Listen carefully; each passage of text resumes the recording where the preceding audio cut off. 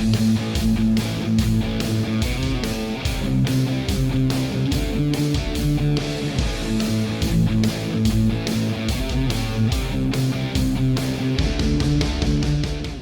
guys, Metal Santa here. It's been a little bit, I got another unboxing to do. I actually almost messed up. I started unboxing without hitting record on the cameras. So I caught myself, I've cut it partially, but I haven't cut it all the way. So we're gonna unbox this together. As you saw in the thumbnail, this is another Ace Frehley. It's another Chibson. It's gonna be my 1, 2, 3.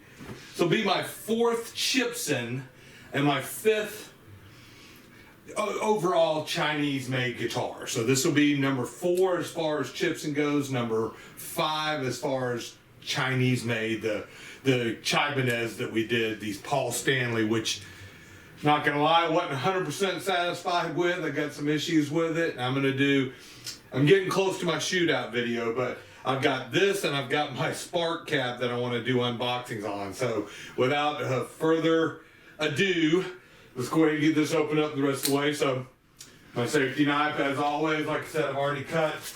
Obviously I've already cut this side, but I haven't cut this side yet. So I'm going to cut it and I'm going to do the unpackaging live. So this came, what stinks is this came 2 weeks ago, and I haven't had time to do it. It's been a little crazy the past couple weeks. So I've got this one, and it's the blue sparkle burst Ace Frehley. So let's see what we got here. As always, it's in the coffin. This is another one I got from Polaris. No, I did not get this one from Polaris for music, excuse me. This one I got this one off of AliExpress. Oh, and they did so. I saw another review on one of these, and I finally got one that has, if you can see through the wrapping there, has the Gibson covered up. I'm not sure whether that actually works with customs or not. I mean, I guess in some way it does, or they wouldn't do it. But I watch Fulton Street Beats, and he talks about a lot of stuff that they can't apparently take anything off or touch the guitar or change the product in any way. I don't know how true that is, but I mean, there's got to be some legalities where customs can say, wait a second, this is a counterfeit Gibson. If they open the box, I hate the styrofoam, it wants to stick to everything. If they open the box, I'm gonna go ahead and get this box out of the way. If they open the box and they see it's a counterfeit, then obviously they probably have the ability to do something about it. So, all right, enough. Let's take a look at it. This ain't gonna be a real super long one. I'm just gonna do a quick overview of it. Like I said, I wanted to get this unboxing done so I can actually do something with the guitar. All right, here we go. Yeah, I'm gonna do it like I did last time. I think we're trying to preserve this thing. I don't care about this. Oh wow, this is so cool looking. Wow. All right, that is beautiful. Look at that.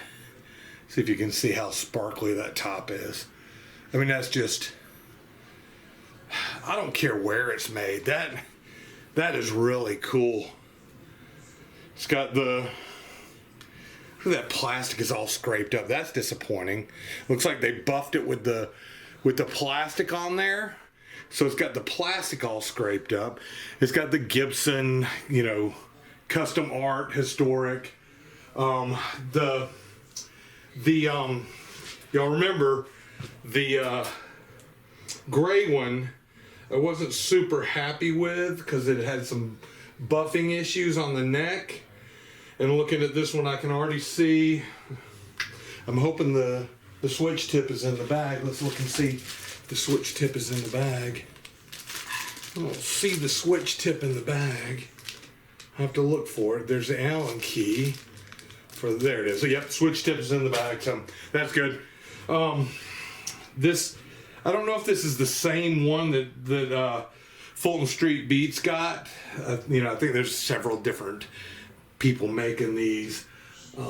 Overall impression though, I mean, you know, it's pretty. The Les Paul at least is right on this cover. If you remember the gray one, the Les Paul was backwards on the truss rod cover. It's a pretty guitar. It's the string is off. That's not a big deal. The high E had jumped off. It does not have fret nibs, so it doesn't have fret nibs, and it has the metric style bridge. So it's not.